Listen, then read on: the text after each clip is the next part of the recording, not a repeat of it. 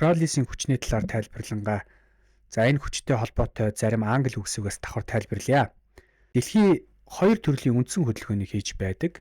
Нэг нь дэлхий бусад гаригуудын хамт нарыг тойрон эргэх хөдөлгөөн бөгөөд үүний үр дүнд жилийн хэмнэл үүсдэг.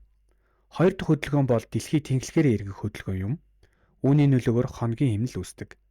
Дэлхий тэнхлэгээрээ эргэх хөдөлгөөн нь өдөр шөнийг бий болгохоос гадна байгалийн олон хөдөлгөөнт үзэгдэлд нөлөөлдөг. Байгалыг бас өөрчилж байдаг нэг хүч юм. Жишээлбэл далайн татралт төрөлд, далайн урсгалын чиглэл, агаарын массын хөдөлгөөн, гол мөрөн эргээ идэх зэрэг үйл явцад энэ хүч нөлөөлдөг байна. Энэ хүч нь хоёр туйл руугаа болох тутам нэмэгдэхээс гадна тухайн зүйлийн хурд ихсэх тутам хазаалтанд бас нэмэгдэж байдаг гэсэн үг юм. Үүнийг Coriolis-ийн хүч гэж нэрлэдэг. Зарим тохиолдолд Coriolis-ийн нөлөө гэж хэлдэг. Анх 1835 онд Францын эрдэмтэн Густав Coriolis энэ хүчийг тайлбарласан байна. Тиймээс түүний алдрыг хүндэтгэж энэхүү хүчний нэрийг Coriolis гэж нэрлэсэн байна.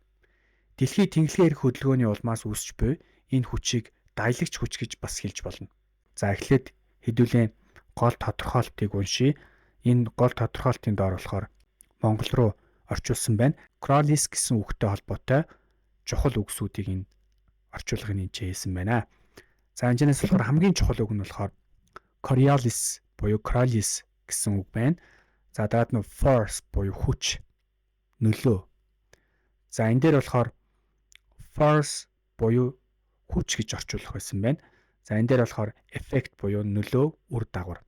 Rotate буюу эргэх, эргэлдэх хөдөлгөөнийг хэлж байна.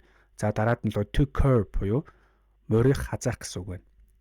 Due to the Coriolis effect, fluid like water and air seem to curve to the right in the northern hemisphere, moving to the clockwise direction, and to the left in the southern hemisphere, moving in counterclockwise direction.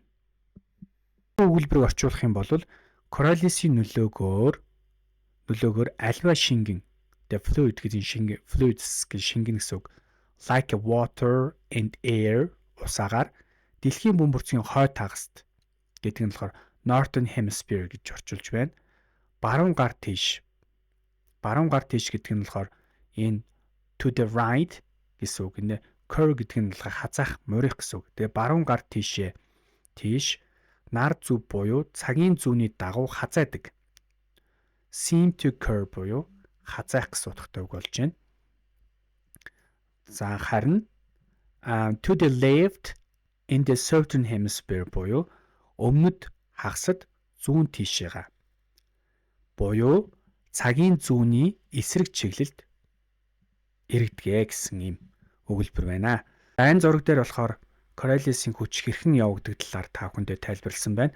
За энэ зургаас хэдүүлээ харцгаая. За нэгдүгürt нь effect of the Coriolis force. За хойд туйл ба north pole. За хойд туйлаас аливаа нэг онгоц хөрлөө.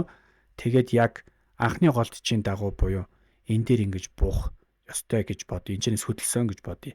За энийг дээрээс нарах юм бол энэ ч вэ. Тэгээд launch site буюу эхэлсэн газар, target буюу зорилтод газрыг хэлж байна. За эндээс энэ хоёрын хооронд төрлөө гэж бодъё. За тэгэхээр яах вэ гэхээр дэлхийн маань цагт 15 градус хөдөлдөг гэсэн үг.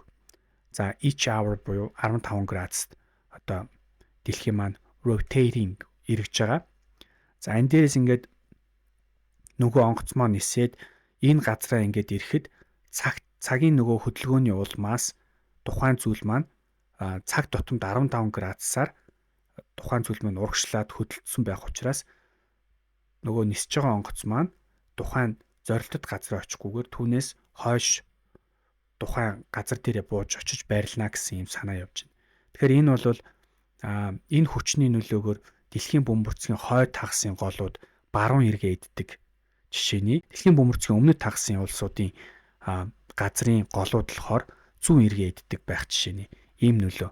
За мөн бас далайн урсгал дээр ч гэсэн энэхүү нөлөөнүүд маань бас ажиглагддаг. Цагийн зүүнний дагуу далайн урсгалууд ихэвчлэн байхад за өмнөд хагасынх нь болохоор цагийн зүүнний эсрэг чиглэлтэй. Coriolis-ийн хүчийг мэдснээр байгалийн маш олон үзэгдлүүдийг тайлбарлахад чухал нөлөө үзүүлдэг. Тийм учраас энийг та бүхэн бас хайж үзээрэй, судалж үзээрэй гэж бас хүсье.